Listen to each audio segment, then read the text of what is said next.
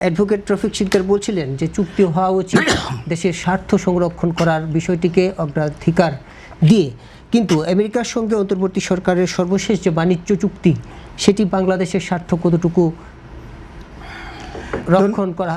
রক্ষিত হয়েছে কিংবা সুরক্ষিত থেকেছে? ধন্যবাদ আপনাকে। আমি এই প্রসঙ্গটা আসতে চাচ্ছিলাম যে সমস্ত চুক্তি নিঃসন্দেহে রফিক ভাই যেটা বলছে যে বাংলাদেশের স্বার্থেই, জাতীয় স্বার্থকে সমুন্নত রেখেই সকল ধরনের চুক্তি, সকল ধরনের সম্পর্ক, আন্তর্জাতিক সম্পর্ক সেগুলো মেনটেন করা দরকার।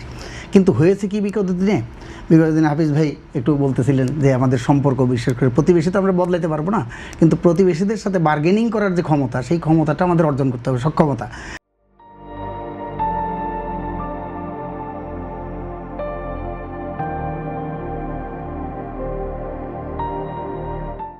সেই সক্ষমতাটা কতটুকু আমরা অর্জন করতে পেরেছি, নৈতিক, আদর্শিক, সাংস্কৃতিক, রাজনৈতিক সমস্ত দিক থেকে সেটা অর্জন করা দরকার।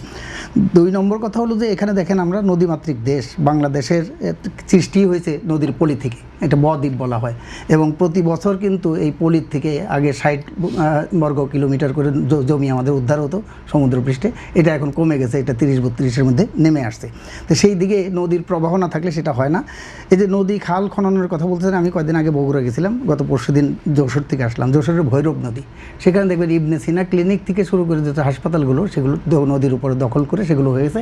এখানে যখন যে দল সরকারে থাকে তাদের ছত্রছায়ায় সরকারি দল এবং বিরোধী দল তারা মিলে মানে যোগসাজশ করে সর্বদলীয় দখল প্রক্রিয়া চলে।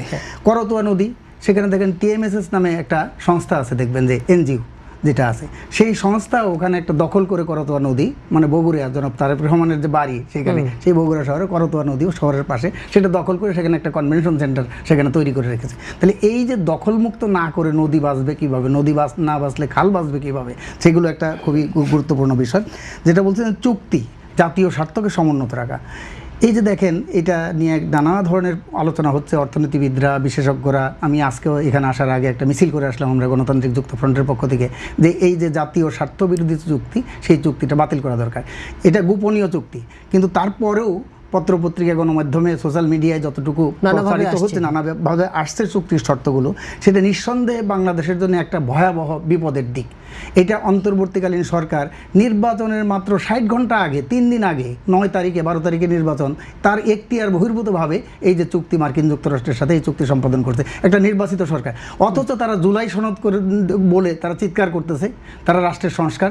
সেই জুলাই সনদের মধ্যে সুপারিশ করা আছে যে আন্তর্জাতিক কোনো চুক্তি করার ক্ষেত্রে পার্লামেন্টের যদি উচ্চকক্ষ হয় তাহলে উভয় কক্ষে আলোচনা করে অনুমোদনের ভিত্তিতে আন্তর্জাতিক চুক্তি করবে। অথচ এখানে পার্লামেন্ট নাই, কিছুই নাই, সেখানে একটা আন্তর্জাতিক চুক্তি, এই ধরনের একটা চুক্তি সেখানে সম্পাদন করলো। সেই চুক্তির মধ্যে যেটা আছে, গণমাধ্যমে যা প্রকাশ হয়েছে, এখানে আমাদের কৃষি সেটা ধ্বংস হবে, আমাদের শিল্প, আমাদের বাণিজ্য, আমাদের যে নিরাপত্তা, সেই নিরাপত্তা এবং জাতীয় স্বাধীনতা এবং সার্বভৌমত্ব, সেটা ইভেন কি দেখেন যে এটা ক্ষমতায় থাকা অবস্থায় এগুলো প্রকাশ পায় না, ক্ষমতার থেকে যাওয়ার পরে অন্তর্বর্তীকালীন সরকারের একজন উপদেষ্টা, মৎস্য ও প্রাণী সম্পদ উপদেষ্টা, তিনি বলছেন আমি প্রতিবাদ করেছিলাম, সেটা ঠেকাতে পারিনি। এখন এসে সেগুলো বলছে যে মৎস্য আমদানি করবে, মাংস আমদানি করবে, নারী ভুরি আমদানি করবে। তাহলে নারী ভুরি দিয়ে কি কাজ করবে? আমি উপদেষ্টা মহোদয়কে উদ্ধৃতি করে আমি বলছি, তিনি বলছেন নারী ভুরি আমদানি করবে। সেই নারী ভুরি দিয়ে আমরা কি করবো, এখানে কি কাজে লাগবে? তার মানে বাংলাদেশকে এই মার্কিন যুক্তরাষ্ট্রের একটা ডাম্পিং স্পট হিসেবে সেখানে এই চুক্তির মাধ্যমে সেটা করতেছে। এখন দেখেন 14টা বোয়িং বিমান, আমার কি এখন প্রাইমারি স্কুল লাগবে, নাকি মেডিকেল কলেজ বা হাসপাতাল লাগবে, নাকি অন্য কিছু লাগবে? কোনটা আমার বেশি প্রয়োজন?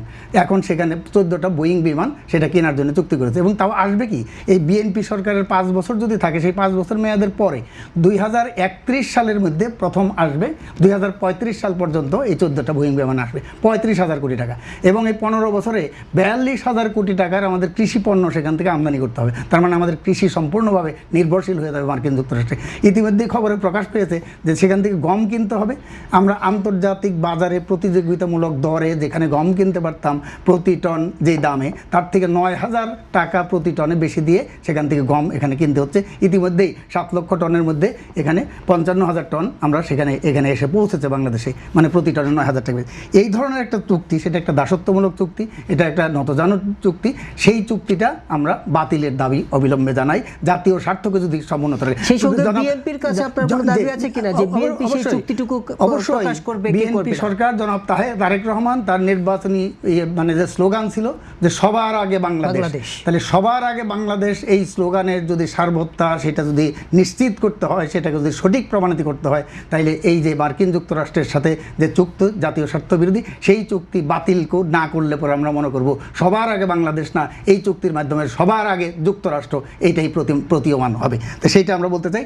ইভেন যে খলিলুর রহমান যিনি অন্তর্বর্তীকালীন সরকারের নিরাপত্তা উপদেষ্টা ছিলেন এবং এই বাণিজ্য চুক্তির ক্ষেত্রে মূল যে কারিগর যিনি ছিলেন, তিনি সেখানে এই বর্তমান সরকারেরও পররাষ্ট্রমন্ত্রী হিসেবে দায়িত্ব পালন করছেন এবং তিনি কয়েকদিন আগে বলেছেন যে চুক্তি শুধু অন্তর্বর্তীকালীন সরকার করে নাই, বিএনপি এবং জামাতে ইসলামের শীর্ষ নেতৃত্বের সম্মতির ভিত্তিতে এই চুক্তি সম্পাদন করছে। আমরা জনাব তারেক রহমানের নেতৃত্বে বিএনপি সরকারের কাছে আমরা দাবি জানাই আপনার এই অনুষ্ঠানের মাধ্যমে যে বিএনপি এই খলিলুর রহমানের যে বক্তব্য যে বিএনপি এবং জামাত ইসলামের শীর্ষ নেতৃত্বের সম্মতির ভিত্তিতে এই চুক্তি সম্পাদন করছে, সেই বিষয়ে জাতিকে দেশকে স্পষ্ট তাদের অবস্থান স্পষ্ট করার জন্য আহ্বান জানাচ্ছি। জামাত কিন্তু তাদের অবস্থান এই বক্তব্যের প্রেক্ষিতে পরিষ্কার করেছে। জামাতের আমির বলেছে যে আমরা এই ধরনের চুক্তি সম্পর্কে কিছু জানি না। বিএনপির পক্ষ থেকে কিন্তু পরিষ্কার হয়নি। হাফিজ আল আসাদ, আপনার কাছে জানতে চাই আমি এইটা একটু বলে দিই যে জামাতের আমির এরা আসলে ডুপ্লিসিটি করে। জামাতের আমির একটা ফেসবুকে স্ট্যাটাস দিয়ে একটা রাজনৈতিক দল, সংসদে তারা বিরোধী দল এখন, তাদের পক্ষ থেকে পত্রিকায় কোনো বিবৃতি না দিয়ে ফেসবুকে একটা স্ট্যাটাস দিয়ে আমাদের সাথে আলাপ হয় নাই, এর মধ্য দিয়ে তাদের অবস্থান এটা পরিষ্কার হয় বলে আমরা মনে করি। আচ্ছা, আমি একটু জনাব